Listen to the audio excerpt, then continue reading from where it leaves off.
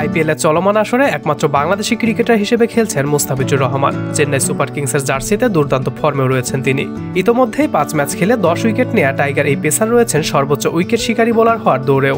IPL খেলার জন্য মুস্তাফিজকে 1 মে পর্যন্ত ছুটি দিয়েছে বিসিবি।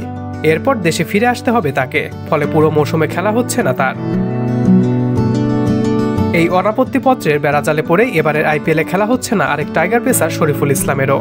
এক বেসরকারি টেলিভিশন চ্যানেলে দেয়া এক সাক্ষাৎকারে তিনি বলেন, লখনৌ সুপার জায়ান্টস থেকে মেসেজ দিয়েছিল, তারা আমাকে চাচ্ছিল, কিন্তু এনওসির সময়টা খুবই কম ছিল, তার জন্য তারা পরে আর রেসপন্স করেনি।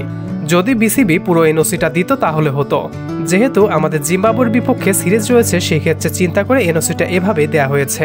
টি-20 বিশ্বকাপকে সামনে রেখে ঘরের মাঠে জিম্বাবুয়ের বিপক্ষে 5 ম্যাচের টি-20 সিরিজ খেলবে বাংলাদেশ, আর এই সিরিজে খেলতে দেশে ফেরানো হচ্ছে মুস্তাফিজকেও। এদিকে লখনৌয়ের হয়ে আইপিএল খেলার সুযোগ হাতছাড়া করলেও শরীফুল জানিয়েছেন, ফর্ম থাকলে ভবিষ্যতে আরও সুযোগ পাবেন তিনি। শরীফুল বলেন, ইনশাল্লাহ ইচ্ছা তো আছে, একদিন সুস্থ থাকলে যেভাবে যাচ্ছে এভাবে গেলে একদিন আইপিএল খেলবো। যদি তখন কোনো খেলা না থাকে, আশা থাকবে আর ইচ্ছাও আছে, হয়তো সুযোগ পেলে ভালো কিছু করব ইনশাল্লাহ। তবে এগুলো বলার সময় শরীফুলের কণ্ঠে আফসোসের সুর ভেসে ওঠে।